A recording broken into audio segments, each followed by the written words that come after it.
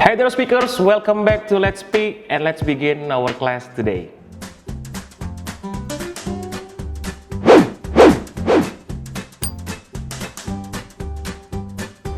Oke speakers, for today's lesson kita akan belajar mengenal bagaimana caranya mengucapkan kalimat sorry atau meminta maaf dalam bahasa Inggris. Di awal, waktu pertama kali episode perdana, kita mengajarkan kamu untuk mengenal bagaimana caranya greetings atau menyapa seseorang dalam bahasa Inggris.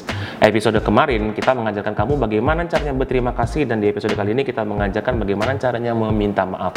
Ya tentunya ya, kalau sebagai manusia kita pasti pernah buat salah dengan beberapa orang gitu. Nah, mungkin kamu penasaran bagaimana sih orang-orang di barat sana atau mereka yang menggunakan bahasa Inggris itu meminta maaf kepada lawan bicaranya kalau sudah melakukan sebuah kesalahan. Nah, berikut saya akan kasih kamu beberapa contoh kalimat mengatakan saya meminta maaf atau I'm sorry dalam bahasa Inggris. Oke, yang pertama speakers, ada yang namanya sorry. Nah, sedikit gambaran. Di dalam bahasa Inggris, orang mengucapkan kalimat terima kasih dan maaf itu agak sedikit berbeda.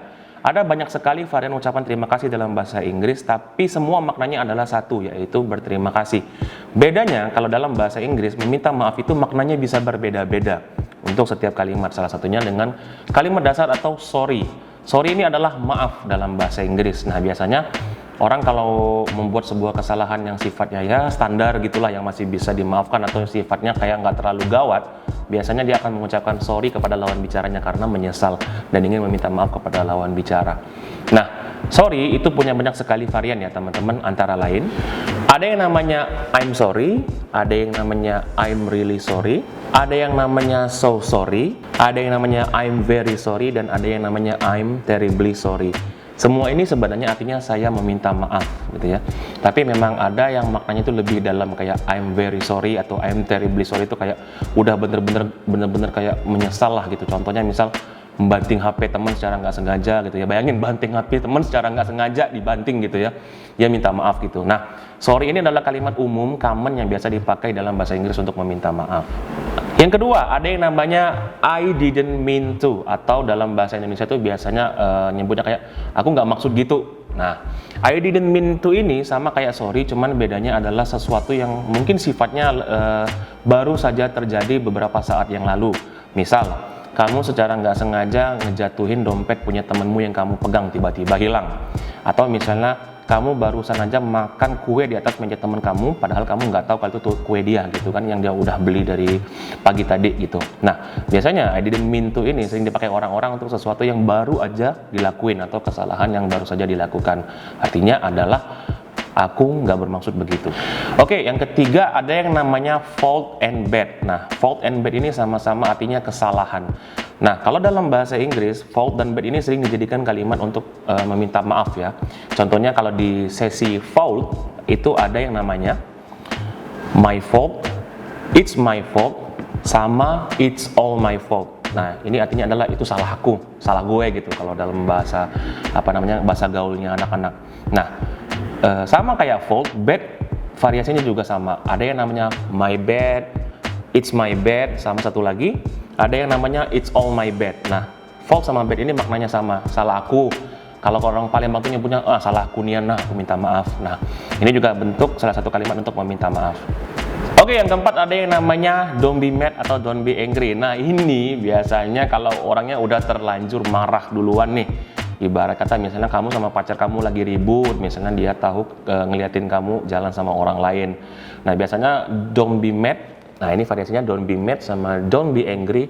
Itu artinya kalau dalam bahasa Indonesia adalah jangan marah dong, atau misalnya jangan marah sama aku gitu. Itu biasanya orangnya udah marah duluan sih. Jadi kalian tinggal pilih deh, kalau misalnya kalian udah buat kesalahan tinggal pakai mau don't be mad at me atau don't angry with me, terserah. Oke teman-teman, yang kelima ada yang namanya forgive me. Nah, forgive me ini sebenarnya maknanya sama dengan sorry dan semua kalimat yang lain, tapi forgive me ini dampaknya lebih deep atau lebih dalam. Biasanya diucapkan oleh seseorang yang sudah melakukan sebuah kesalahan yang bisa dibilang sangat fatal atau mendekati fatal. Contoh, kamu merusak kamera kesayangan temanmu, atau kamu secara nggak sengaja ngerusak sepeda motor temanmu yang merupakan peninggalan orang tuanya yang sudah meninggal. Nah, itu fatal banget kan, bisa menimbulkan dampak psikis. Nah, biasanya orang akan menggunakan kata forgive. Selain meminta maaf, itu juga sebagai bentuk penyesalan kita kepada orang tersebut. Nah, forgive ini sebenarnya ada banyak banget variannya ya, tapi yang biasanya umum dipakai adalah please forgive me, atau dalam bahasa Indonesianya itu adalah tolong maafkan aku, atau I hope you can forgive me. Nih, agak panjang ya, I hope you can forgive me, atau artinya adalah aku harap kamu mau memaafkan aku. Kalau kalian udah membuat kesalahan yang fatal, tinggal pilih deh mau dipakai yang mana, sambil berdoa semoga kamu dimaafin ya. Oke, yang terakhir nomor 6 ada yang namanya apologize atau permintaan maaf. Ya, ini memang semuanya rangkuman ya, tapi apologize ini lebih ke situasi yang formal ya, atau biasanya kepada seseorang yang lebih tinggi atau derajatnya usianya lebih tua daripada kamu. Oke, contohnya adalah I apologize for. Nah, ini artinya adalah aku minta maaf atas. Misalnya contoh, I apologize for missing your wallet gitu. Nah, aku minta maaf sudah menghilangkan dompetmu. Contoh yang lainnya ada I'd like to apologize for. Ini sama dengan yang pertama tadi, bedanya adalah I'd like to apologize ini lebih ke kayak minta izin, mau minta maaf gitu. Jadi lebih sopan sebenarnya. Yang terakhir ada please accept my apologies. Nah, ini bentuk sopan ya. Jadi apology ini atau apologies ini adalah bentuk sopan ketika kita ingin meminta maaf, terutama dengan yang lebih senior atau yang lebih tua dari kita.